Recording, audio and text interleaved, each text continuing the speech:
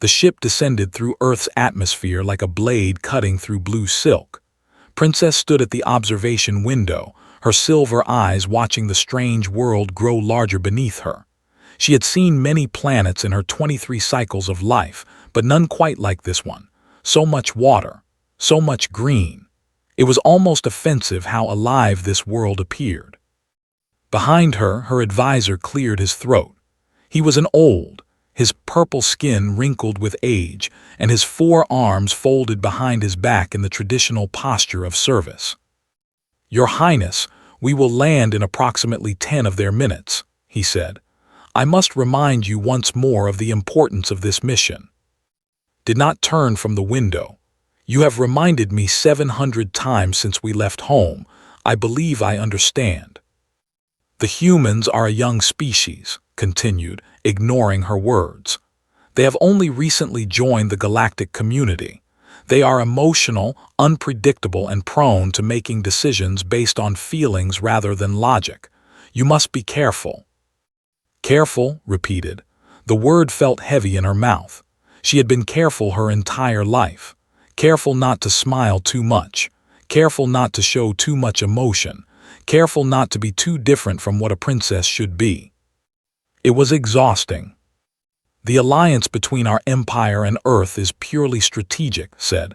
"Their planet sits at a crucial point in the trade routes. Nothing more. You are here to negotiate terms, not to make friends." Finally turned to face him. Her long white hair flowed behind her like water, and her silver eyes met his yellow ones. "I understand my duty. I have always understood my duty." The old advisor nodded, but there was something like concern in his expression. He had known her since she was a child. He had watched her grow into a princess who was beautiful and intelligent but also deeply wrong by standards. She felt too much. She cared too much. In the Empire, emotions were weaknesses to be hidden and had never been good at hiding.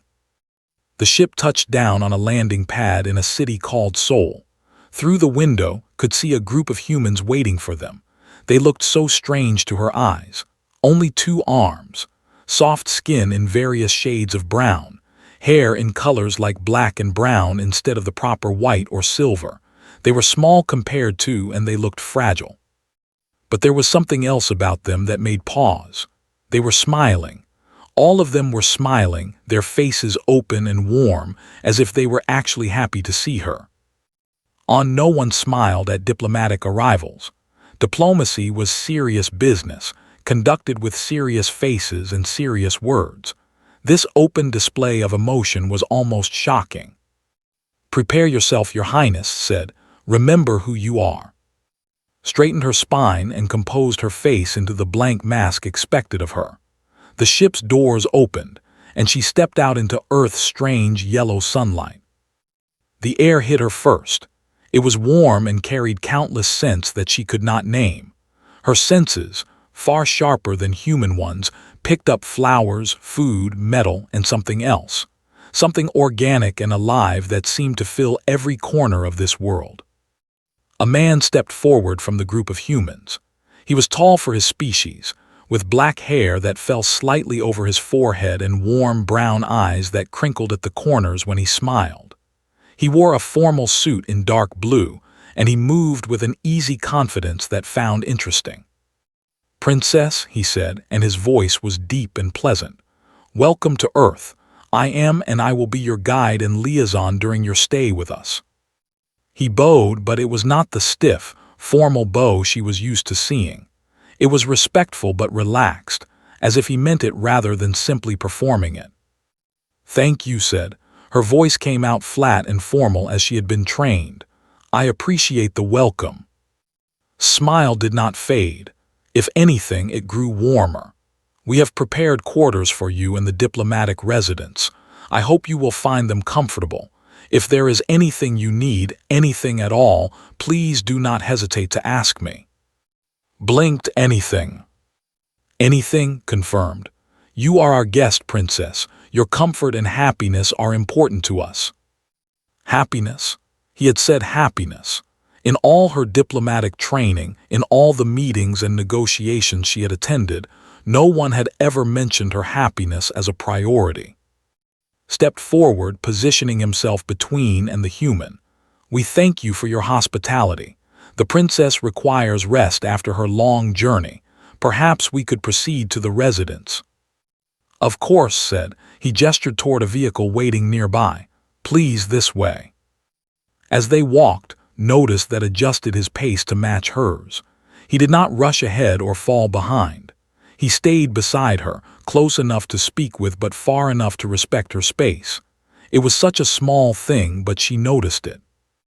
"Is this your first time visiting a planet with so much water?" asked. The question surprised her. Most diplomats spoke only of politics and trade. They did not ask personal questions. "Yes," she said before she could stop herself. "Is mostly desert. We have water, but it is precious and rare." "Then I hope you will have time to see our oceans," said. "There is something special about standing on a beach and watching the waves. It makes you feel very small, but in a good way." "A good way to feel small?" asked. She did not understand. His eyes met hers, and there was something in them that she could not read. Sometimes it is nice to remember that you are part of something bigger than yourself, that the universe existed before you and will exist after you. It takes away the pressure of having to be everything. Had no response to this. She was always reminded of how important she was, how much depended on her, how she could not fail. No one had ever suggested that it might be nice to feel small. They reached the vehicle and opened the door for her. It was another small gesture, but it made something shift in his chest. The drive to the diplomatic residence took them through the city. Watched through the window, fascinated by what she saw. Humans everywhere, walking and talking and laughing. Children running and playing. Couples holding hands. Old people sitting on benches, feeding small birds. "They touch each other so much," she said, before she realized she had spoken aloud. Looked at her with curiosity. "Is that unusual?" "Touch is reserved for family and bonded pairs," explained. Made a small sound of disapproval, but she ignored him. Casual touch between strangers or acquaintances is considered improper. Said. "Here, touch is how we show care and connection. A hand on the shoulder to comfort a friend. A hug to say hello or goodbye. It is how we remind each other that we are not alone." Not alone. Thought about her life the empty halls of the palace, the formal distance kept between her and everyone else, the loneliness that she was never allowed to name. "That sounds nice," she said quietly. Smiled at her, and it was different from the polite smiles she had received before. This smile was soft and understanding, as if he had heard something in her voice that she had not meant to reveal. The diplomatic residence was a beautiful building surrounded by gardens. Quarters were spacious and filled with light. Large windows looked out over the city, and the furniture was comfortable and inviting. "I hope this is acceptable," said. "If you prefer different arrangements, we can make changes." "It is more than acceptable," said. She walked to the window and looked out at the view. She could see people in the streets below, living their lives. "It is beautiful." Joined her at the window, standing a respectful distance away. "Tomorrow we will begin the formal negotiations, but tonight you should rest. Is there anything you would like? Food, entertainment, company?" Company turned to look at him. "If you do not wish to be alone, I can stay and talk with you," said. "Or arrange for others to keep you company, whatever you prefer." Stepped forward again. "The princess requires rest, as I said. She does not need company." But raised her hand, silencing him. She looked studying his face. There was no hidden motive in his expression, no calculation or agenda. He was simply offering kindness because he thought she might need it. "Why?" she asked. "Why would you offer to stay with me? We have only just met." Tilted his head slightly. "Because you are far from home, in a strange place, surrounded by people you do not know. That can be lonely, and no one should have to be lonely if they do not wish to be." The words hit like a physical force. She felt something crack open inside her chest, something that she had kept locked away for a very long time. She started, but her voice failed her. She tried again. I think I would like some company, if it is not too much trouble. It is no trouble at all, said. He smiled again and this time found herself almost smiling back. Almost. Made another disapproving sound and excused himself to check on the ship. Knew she would hear about this later. Spending time alone with a human diplomat was not proper behavior for a princess. But Az began to tell her about Earth, about his country and his culture, and the things he loved about his world, found that she did not care about proper behavior. For the first time in her life, someone was treating her like a person instead of a princess, and it felt like taking a breath after being underwater for too long. She did not know it yet, but everything was about to change. 3 days passed on Earth and felt like she was dreaming. The negotiations were going well. The Empire and Earth were close to reaching an agreement that would benefit both sides. Trade routes would be established. Resources would be shared. Everything was proceeding according to plan. But it was not the negotiations that occupied thoughts. It was everything else. It was the way brought her tea every morning, remembering exactly how she liked it after she mentioned it only once. It was the way he asked about her sleep and seemed genuinely interested in her answer. It was the small things, the countless small things, that kept her awake at night. On the 4th day, suggested they take a break from formal meetings. You have been working very hard, he said. Would you like to see some of the city? I could show you places that tourists do not usually visit. Immediately objected. The princess has responsibilities. She cannot simply wander around a human city like a common traveler. But had learned something in her days on Earth. She had learned that she could say no to, and she had learned that sometimes she wanted to. I would like that very much, she said too, ignoring her advisor's sharp intake of breath. They left the diplomatic residence in the late morning, had arranged for them to travel without guards or attendants, just the two of them walking through the streets like ordinary people. It was strange and wonderful and slightly terrifying. Where are we going? Asked. First, I want to show you a market, said. You cannot understand humans until you have seen us buy and sell things. We become very emotional about it. Did not understand what he meant until they arrived at the market. It was nothing like the orderly trading centers on. It was chaos. Beautiful, wonderful chaos. Vendors shouted from their stalls, calling out prices and offers. Customers argued and laughed and shook their heads. People tasted food samples and made faces of pleasure or disgust. Children ran between the stalls, chasing each other and giggling. Music played from somewhere, adding to the noise. And everyone was touching. A vendor grabbed a customer's arm to show him something. 2 friends walked with their arms linked together. A mother picked up her child and covered his face with kisses. Stood frozen, overwhelmed by it all. Are you all right? Asked. He had stopped beside her, his brown eyes filled with concern. There is so much, said. So much noise, so much movement, so much emotion. Nodded slowly. Is it too much? We can leave if you prefer. No, surprised herself with the strength of her answer. No, I do not want to leave. I want to see everything. Smiled and something warm spread through his chest. She was beginning to look forward to that smile. She was beginning to need it. They walked through the market together, showed her stalls selling fruits and vegetables in colors she had never seen. He introduced her to a woman selling handmade jewelry, and the woman insisted on giving a bracelet as a gift. I cannot accept this, said. I have nothing to give in return. The woman laughed and pressed the bracelet into her hands. Your smile is enough. You have a beautiful smile. Did not know what to say. She had been told many things about her appearance in her life.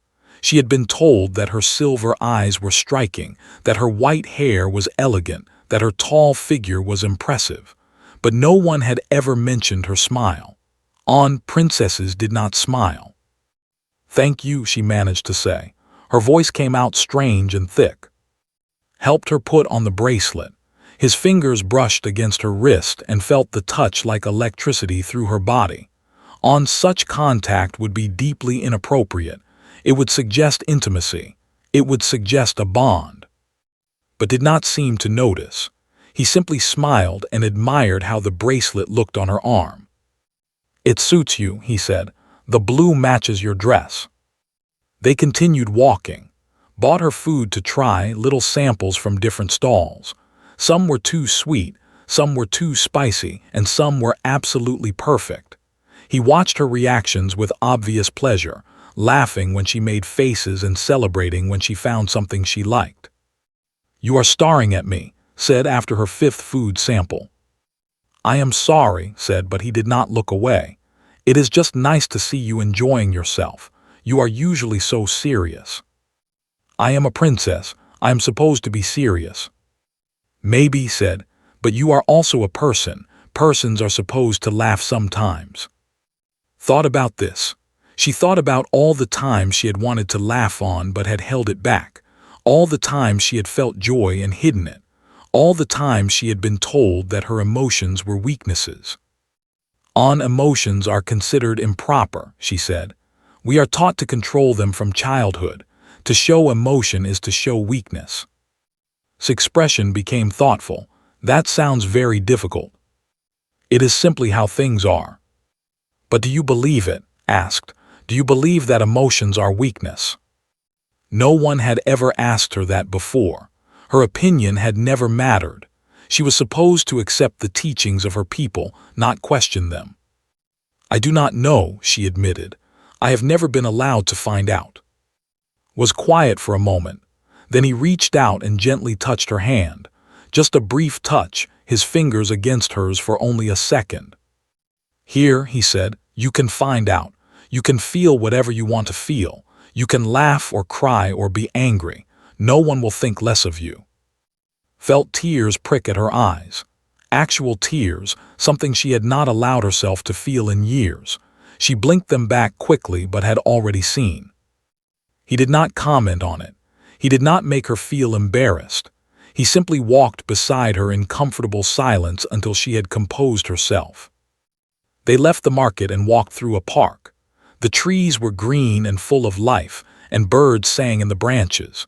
Humans sat on the grass, reading or talking or simply enjoying the sunshine. Found a quiet bench and they sat down together, watched a young couple nearby. They were sitting very close, the woman's head resting on the man's shoulder. They were talking softly, and every few moments, one of them would lean in to kiss the other. "They are bonded?" asked. "Maybe," said.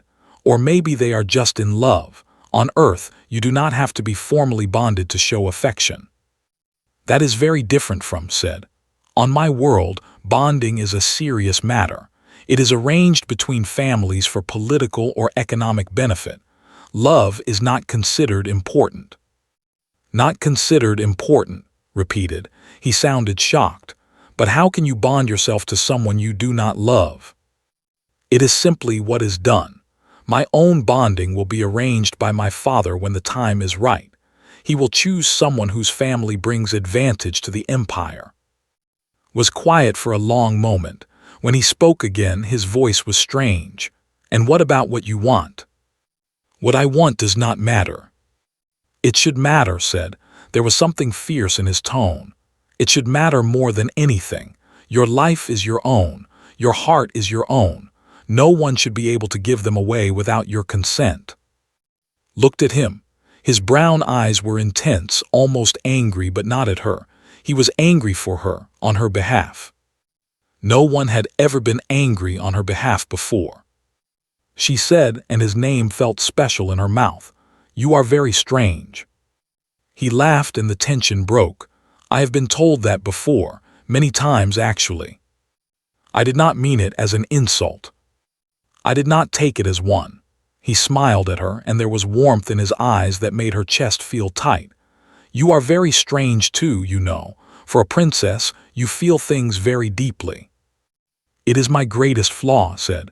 "My family has always said so." "Then your family is wrong," voice was firm. Feeling deeply is not a flaw, it is a gift. The world needs people who feel things, it needs people who care. Did not know how to respond. She sat there on the bench in this strange, beautiful world, beside this strange, beautiful human, and she felt something shift inside her. For her entire life she had been told that she was wrong, that her emotions made her weak, that her caring made her unsuitable. She had tried so hard to be what her family wanted, what her empire expected. And here was this human, telling her that everything she had been told was a lie. "We should return," she said finally. Her voice was unsteady. "We'll be worried." Nodded, but he looked at her with an expression she could not read. There was something in his eyes, something soft and careful and almost hopeful.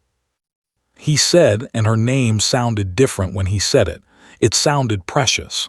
"I hope you know that you can be yourself here, whatever that means, whoever that is. You do not have to pretend with me." She looked at him for a long moment. Then slowly, carefully, she let herself smile. A real smile, not the practiced diplomatic expression she had been taught. A smile that came from somewhere deep inside her, from a place she had almost forgotten existed. His breath caught. "You should smile more often," he said softly. "It is beautiful." They walked back to the diplomatic residence in comfortable silence. When they arrived, was waiting with a face like thunder, ready to lecture her about propriety and duty. But did not hear a word he said. She was too busy thinking about brown eyes and gentle words, and the feeling of someone's fingers brushing against her hand. She was too busy realizing that something was happening to her. Something wonderful and terrifying. Something that felt very much like hope. The message arrived on the 10th day of his visit to Earth. She was in her quarters, looking out the window at the city lights, when entered without knocking. His face was pale, and his 4 hands were trembling. "Your Highness," he said, "there has been a development." Turned to face him. She had been thinking about, as she often did lately, about the way he laughed, about the way he looked at her, about the way he made her feel like she was worth something beyond her title. "What development?" she asked.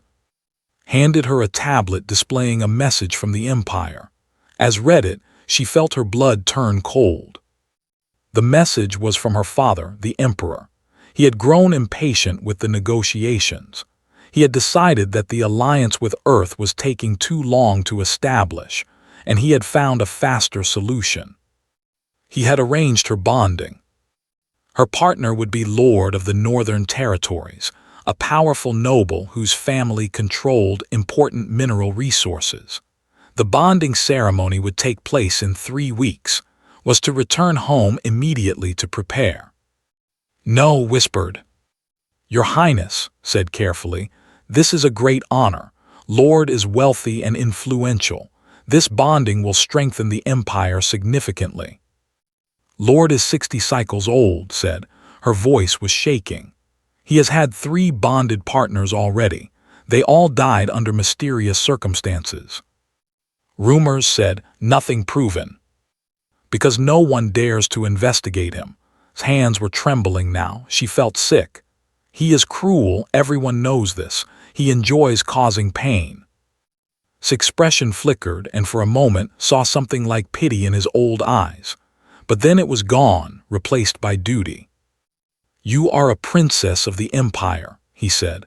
"Your bonding was never going to be about your happiness. It was always going to be about the Empire." Wanted to scream. She wanted to throw the tablet against the wall and refuse to accept this fate. But she had been trained her entire life to accept, to obey, to sacrifice herself for the greater good. "When do we leave?" she asked. Her voice sounded dead. "Tomorrow morning. I have already informed the human delegation." Closed her eyes. Tomorrow. She had one more night on Earth, one more night of freedom before she returned home to become Lord's property. "Leave me," she said. "I wish to be alone." Hesitated. "Your Highness, perhaps you should not spend too much time with the human ambassador before you leave. It would not be appropriate, given your upcoming bonding." opened her eyes and looked at him. "Leave me," she repeated. "Now." He left, stood alone in her quarters, staring at the tablet in her hands. The words blurred as tears filled her eyes. This time, she did not try to stop them. She let them fall, streaming down her cheeks, dropping onto the floor. This was her fate. This had always been her fate. She had been foolish to think that a few days on Earth could change anything. A knock at the door made her jump. She wiped her eyes quickly, trying to compose herself. "Enter," she said. The door opened and stepped inside. He took one look at her face and stopped. "You have been crying," he said. "It is nothing," turned away, hiding her face. "You should not be here, says it is inappropriate. Told me you were leaving tomorrow. He told me about the message from your father." His voice was quiet. "He told me about Lord." Felt something break inside her. "Then you know everything. You know why this visit was pointless. You know why I was a fool to hope for anything different." "You are not a fool," moved closer. "Look at me, please." She did not want to look at him. She did not want to see the pity in his eyes. She did not want to feel anything more than she already felt. But she turned anyway. His face was not filled with pity. It was filled with something else, something intense and bright and almost desperate. "You cannot go back to marry him," said.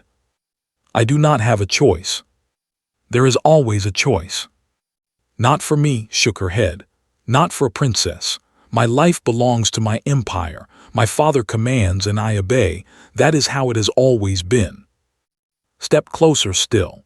He was near enough now that she could see the individual strands of his black hair, the small imperfections in his skin, the way his chest rose and fell with each breath. "What if you had another option?" he asked. "What option? I cannot simply refuse. I cannot hide on Earth forever. My father would send ships. There would be consequences." "What if you had protection?" His voice was strange now, almost shaking. "What if you had someone who could stand between you and your father, someone who would give you the right to refuse?" Frowned. "I do not understand." Took a deep breath. He looked terrified, more terrified than she had ever seen him, but he also looked determined. "On," he said, "a princess cannot refuse a bonding arranged by her father, but if she is already bonded to someone else, the arrangement becomes invalid. Is that not correct?" "Yes," said slowly, "but I am not bonded to anyone." "You could be." The words hung in the air between them, felt her heart stop. "What are you saying?" she whispered. Reached out and took her hands in his. His skin was warm and his grip was gentle but firm. "I am saying that I will bond with you," he said. "If you will have me, I will take you as my life partner, here, now, tonight if necessary, and then your father cannot force you to marry anyone else." Stared at him. She could not speak. She could not breathe. "You are joking," she finally managed. "I have never been more serious about anything in my life. You barely know me. We have known each other for only 10 days. 10 days, agreed. 10 days in which I have thought about you constantly. 10 days in which I have watched you discover joy and wonder and hope. 10 days in which I have fallen completely and hopelessly in love with you." Felt the world tilt beneath her feet. "Love," she repeated. "You love me." "Yes," his voice was firm. "I know it is fast. I know it sounds insane. But I have never felt this way about anyone before. When I am with you, everything makes sense. When I am away from you, I count the minutes until I can see you again. You are the first thing I think about when I wake up and the last thing I think about before I sleep." Tears were falling down his cheeks again, but she did not notice. She was too focused on his face, on his words, on the impossible thing he was offering her. "I cannot ask this of you," she said. "If you bond with me, my father will be furious. The empire could become your enemy. There could be war." "I do not care." "You should care. Your entire planet could suffer because of this decision." "Then let me talk to my leaders. Let me explain the situation. I believe they will support this. Earth values freedom. We value choice. If my government knew that you were being forced into a bonding against your will, they would want to help you. Shook her head. This is too much, it is too fast, I cannot think. Then do not think, squeezed her hands. Feel, what does your heart tell you? If you could have anything you wanted, what would it be? She looked at him. This human who had turned her world upside down. This human who had shown her kindness and warmth and acceptance. This human who was offering her everything she had never dared to hope for. I would choose you, she whispered. If I could have anything I wanted, I would choose you. His face broke into the most beautiful smile she had ever seen. Then choose me.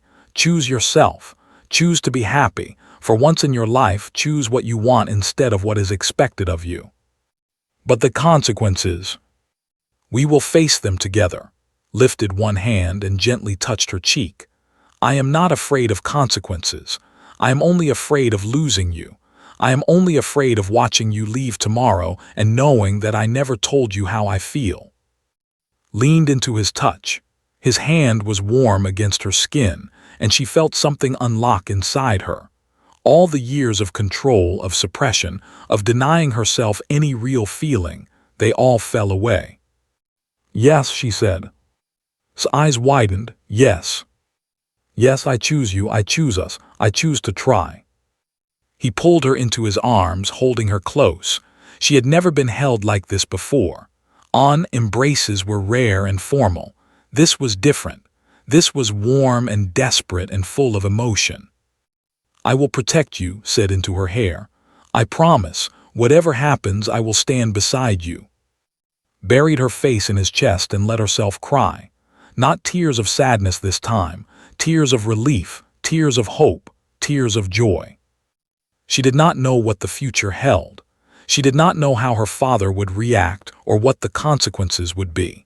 She did not know if she and could truly build a life together. But for the first time, she did not care about certainty. For the first time, she cared about love. And that was enough. Outside the window, the city lights sparkled like stars. Somewhere in the universe, the Empire waited with its demands and expectations. But here, in this room, a princess and a human held each other and believed in something bigger than duty. They believed in each other. And tomorrow, they would face the galaxy together. The Emperor of the Empire was not pleased. His holographic image filled the diplomatic hall, 10 feet tall and radiating cold fury. His 4 arms were crossed over his broad chest, and his silver eyes burned with anger. Stood before him with at her side. Around them, human and officials watched in tense silence. You dare, the Emperor said. His voice echoed through the hall like thunder. You dare to reject the bonding I arranged for you. You dare to choose a human over your own kind. Father began. Silence. The Emperor's command was absolute. You have shamed our family. You have shamed our empire. This human is nothing. He has no wealth, no power, no status. He is an insect compared to Lord. Stepped forward. With respect, Your Majesty, I may not have wealth or power, but I have something Lord does not have. And what is that? The Emperor asked with contempt. Your daughter's heart. She chose me freely of her own will. That should matter. The Emperor laughed. It was not a kind sound. Love, you speak of love. We do not make decisions based on such foolish emotions. Love fades, power endures. With respect, said again, I believe you are wrong. Love does not fade if you care for it, it grows stronger. The hall was silent. No one had ever spoken to the Emperor this way, reached out and took his hand, drawing strength from his touch. Father, she said, I have spent my entire life obeying your commands. I have been the daughter you wanted me to be. I have hidden my feelings and followed your rules, but I cannot marry Lord, I will not. You have no choice, the Emperor said. I do have a choice, and I have made it. The Emperor stared at his daughter for a long moment. Something flickered in his eyes, surprise perhaps, or reluctant respect. Had never him before. None of his children had. Very well, the Emperor said finally. His voice was cold. If you wish to bond with this human, then he must prove himself worthy. He must complete the trial of the worthy. Felt her blood freeze. Father, no. It is the old way. Any commoner who wishes to bond with royalty must prove their worth through the trial. If he succeeds, the bonding will be recognized. If he fails, you will return home and marry Lord. Those are my terms. The trial is impossible, said. It was designed for warriors, not humans. He will die. Then perhaps he should not have reached so far above his station. The Emperor's hologram flickered. The trial will take place in 3 days on neutral ground. I will send representatives to oversee it. If your human survives, I will accept your bonding. If not, this foolishness ends. The hologram disappeared. Turned to with terror in her eyes. You cannot do this. The trial of the worthy, it is designed to test strength, endurance, and combat skills. Warriors train their entire lives for it, and many still fail. What exactly does it involve? Asked. His voice was calm, much calmer than it should be. 3 tests, said. The test of strength, where you must face a champion in combat. The test of endurance, where you must survive harsh conditions that would kill most beings. And the test of devotion, where you must prove your commitment through sacrifice. And if I fail any of them? You die, his voice broke. The trial is not a game, it is designed to eliminate the unworthy. My father chose it because he knows you cannot win. He wants you to fail. He wants you to die. Was quiet for a moment. Then he took both of her hands in his and looked into her eyes. Then I will have to surprise him, he said. This is not a joke. I know, his face was serious. I meant what I said. I love you, and if completing this trial is what I must do to be with you, then I will complete it. But you cannot. You are human. You do not have our strength or our endurance. The champion will destroy you in seconds. Maybe, said, or maybe there is more to worthiness than physical strength. Your father said the trial tests strength, endurance, and devotion. Those things can mean different things to different people. Stepped forward. The old advisor had been silent during the confrontation with the Emperor, but now he spoke. The human is right, he said. About one thing at least. The trial of the worthy was created in ancient times, before our people became so focused on physical power. The original purpose was to test the heart, not just the body. Looked at him with surprise. You would help him. His expression was complicated. I have watched you these past days, Your Highness. I have seen you smile and laugh and feel things openly. I have not seen you this alive since you were a child, before your training began. He paused. I may be old and set in my ways, but I am not blind. This human makes you happy. Perhaps that matters more than I thought. Thank you, said softly. Do not thank me yet. The trial will still be extremely difficult. Even if the human finds clever ways to interpret the tests, he may still fail. Then help me prepare, said. Tell me everything you know about the trial. Help me understand what I am facing. The next 3 days were intense. Told everything about the trial of the worthy. Its history, its rules, the ways previous challengers had succeeded or failed. Stayed by his side constantly, unable to bear being apart from him. You should rest, she told him on the night before the trial. You will need your strength. I cannot sleep, admitted. They were sitting together on the balcony of the diplomatic residence, looking up at the stars. I keep thinking about tomorrow. Are you afraid? Yes, he laughed softly. I would be stupid not to be afraid. I'm about to fight a champion who could probably crush me with one hand. Then why are you doing this? Asked. Why risk your life for me? Turned to look at her. In the starlight, his brown eyes were soft and warm. Because some things are worth dying for, he said. Because I would rather spend one day truly living than a lifetime of safety without you. Because when I imagine my future now, I cannot imagine it without you in it. Felt tears in her eyes. I am not worth dying for. You are worth everything to me. Reached out and touched her face gently. I need you to believe something. Whatever happens tomorrow, I need you to know that I chose this. I chose you. And I would choose you again 1,000 times over, even knowing the risks." Her voice was barely a whisper. "If I fail tomorrow, I need you to promise me something." "Do not talk like that. Please, I need to say this." His eyes were serious. "If I fail, do not blame yourself. Do not give up. Find another way to be free. Do not let my death trap you in a life you do not want." Shook her head fiercely. "You will not fail. You cannot fail. I forbid it." Smiled. "As you command, princess." She leaned forward and pressed her forehead against his.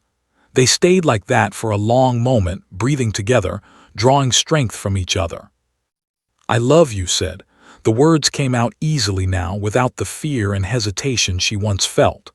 "I love you. Whatever happens tomorrow, I need you to know that." "I know," he said. "I have always known." They stayed on the balcony until dawn, watching the stars fade and the sun rise over the city. Neither of them slept. Neither of them wanted to waste a single moment. When the sun was fully up, it was time.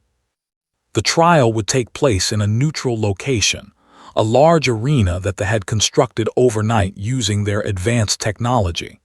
Thousands of beings had gathered to watch, humans, and representatives from other species who had heard about the dramatic confrontation between an alien princess and a human diplomat. Stood at the entrance to the arena, dressed in simple clothes. He carried no weapons and wore no armor. Beside him, gripped his hand tightly. "Remember what told you," she said. "The trial tests worthiness, not just strength. Find a way to prove your worth that does not require you to be stronger than a." "I will do my best," said. "Your best is not enough. I need you to succeed. I need you to come back to me." Lifted her hand to his lips and kissed it gently. "I will come back to you," he promised. "Wait for me." Then he walked into the arena. The crowd fell silent as he entered. On the other side of the arena stood the champion, a massive warrior twice his size, with 4 muscular arms and eyes like burning coals. In the center, the Emperor's representative announced the first test. The test of strength. The challenger must face the champion in single combat. The test ends when one combatant is unable to continue. Looked at the giant warrior in front of him. And he smiled. This was going to be interesting. The champion moved like lightning. One moment he was standing across the arena. The next, he was in front of, all 4 arms swinging in a devastating attack that would have crushed a normal human instantly. But was not where the champion expected him to be. He had dropped to the ground and rolled to the side, barely avoiding the blow. The champion's fist struck empty air and used the moment to scramble away. The crowd murmured in surprise. The human had survived the first attack. That was more than many had expected. "The test of strength," called out, his voice echoing through the arena. "The rules state that I must face the champion in combat, but they do not specify that I must defeat him in physical battle." The Emperor's representative frowned. "Explain yourself, human." In human culture, strength takes many forms. Was moving constantly, staying out of the champion's reach as he spoke. Physical strength is only one kind. There is also the strength of will, the strength of mind, and the strength of spirit. I challenge the champion to a test of all 3. The champion laughed. "You are stalling, little human. You know you cannot defeat me." "Perhaps," said, "but the trial of the worthy was created to find those who are truly worthy, not just those who are strong. If you refuse to accept a test of complete strength, you prove that you are the one who is afraid." The arena went silent. Had just insulted a champion in front of thousands of witnesses. It was either very brave or very foolish. The champion's eyes narrowed. "Fine, name your test." "A test of wills," said. "We will each hold our hand over a flame. The first one to pull away loses. This will test physical strength, mental strength, and spiritual strength all at once." The crowd began to whisper. This was unusual. This was not how the trial normally went. But the Emperor's representative considered the proposal. The rules do not forbid this interpretation. If the champion agrees, the test will proceed. The champion smiled with cruel confidence. I agree. The human thinks he can outlast in a test of pain. He will learn how wrong he is. A brazier was brought to the center of the arena. Blue flames danced above it, hot enough to cause serious burns within seconds. And the champion stood on opposite sides of the brazier. They extended their hands over the flames simultaneously. The pain was immediate and intense. Felt his skin begin to burn. Every instinct in his body screamed at him to pull away, to escape the fire, to end the agony. But he thought of her smile, her laugh, the way she looked at him with hope in her silver eyes. He thought of all the years she had spent suppressing herself, hiding her emotions, being told she was wrong for feeling things. He would not let her down.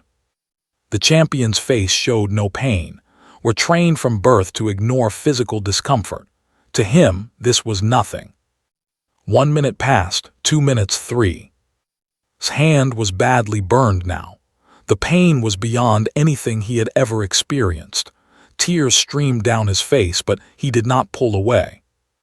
The champion began to look uncertain. Why do you not give up? He demanded. Because she is worth it, said through gritted teeth. Every second of this pain is worth it if it means I can be with her. 4 minutes, 5 minutes. The crowd was stunned. Humans were supposed to be weak. Humans were supposed to break easily. But this human would not break. At 6 minutes, the champion's arm began to tremble. Not from pain, from shock. He could not understand how this small, fragile creature was still holding on. Impossible, he whispered. At 7 minutes, spoke again. Do you know what makes humans strong? It is not our muscles or our weapons. It is our hearts. When we love something, when we truly love it, we become capable of anything. We will endure any pain, face any danger, sacrifice anything. 8 minutes, 9. The champion pulled his hand away. The arena exploded with noise. Gasps of shock, cries of disbelief, cheers from the human observers. A human had defeated a champion in a test of strength. Collapsed to his knees, cradling his burned hand. Medical personnel rushed to help him, but he waved them off. The second test, he said. I am ready for the second test. The Emperor's representative stared at him with something like respect. The test of endurance. The challenger must survive conditions that would kill a normal being. The test lasts until dawn. Was led to a chamber that had been prepared specially for the trial. Inside, the temperature dropped rapidly, falling far below freezing. Ice formed on the walls. The cold was so intense that could see his breath crystallizing in front of his face. He was left alone in the chamber with nothing but his clothes. The first hour was bad. The second hour was worse. By the third hour, could no longer feel his extremities. His body was shutting down, trying to preserve heat for his vital organs.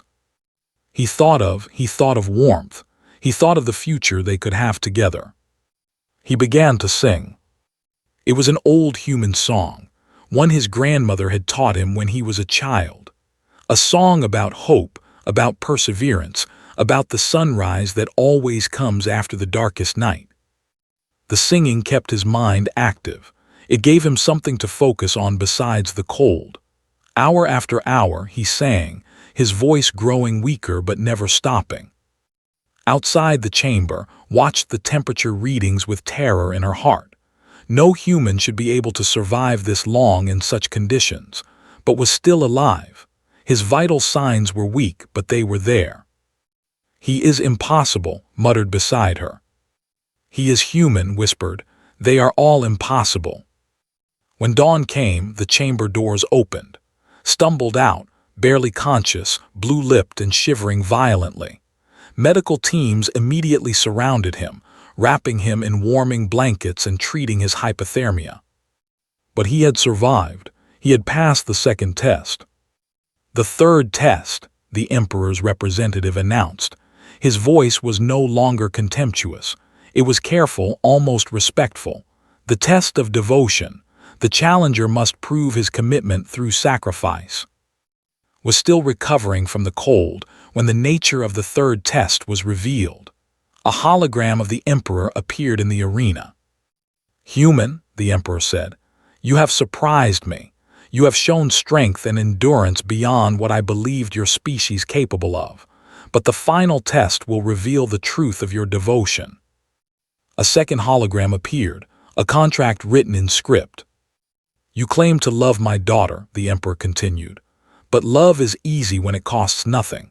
The true test is sacrifice. I offer you a choice. You may withdraw from the trial now with honor. Your burns will be healed, your reputation intact. In exchange, you will never see again. She will return home and marry Lord as planned." His heart clenched. "Or," the Emperor said, "you may continue to claim her. But if you do, you must give up something precious. Your status on Earth, your career, your family.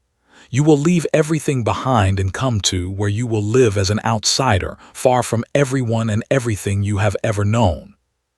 The arena was silent. "Choose, human, yourself or my daughter, your old life or her." Looked at, she was staring at him with tears in her eyes, shaking her head.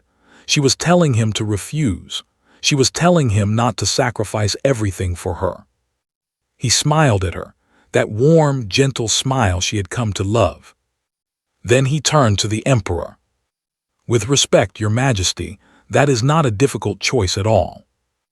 The Emperor's eyes narrowed. "Explain." "You ask me to choose between my old life but my old life without is no life at all. Since I met her, she has become my home. Wherever she is, that is where I belong. I do not need my status or my career or even my planet. I only need her." He stepped forward, his voice growing stronger. "You think sacrifice is giving up things you love for things you love more. But true devotion is not about what you give up.